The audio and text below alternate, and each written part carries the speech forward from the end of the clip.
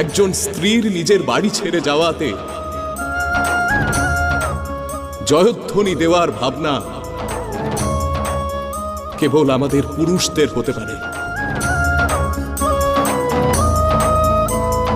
কেন স্ত্রীদের জন্য ভিন্ন নিয়ম আর পুরুষদের জন্য ভিন্ন? কেন সন্ধে হতেই তাদের বাড়ি ফিরে আসা আবশ্যক? কেন তারা রাতে কোথাও থাকতে বাধ্য হলে তাদের চরিত্রহীনা বলবো আমরা?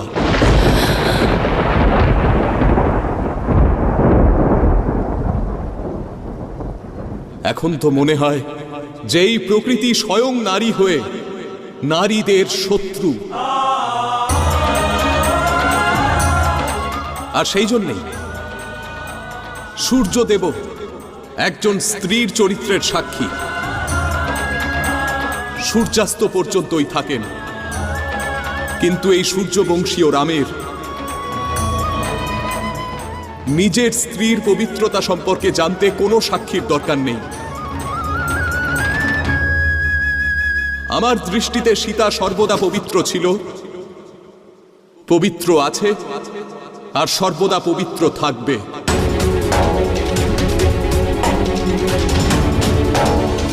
আমি সীতাকে পরিত্যাগ করিনি, বরং একজন রানী এক নারীর মর্যাদা রক্ষা করার জন্য এই সিদ্ধান্ত নিয়েছে, আর তার স্বামী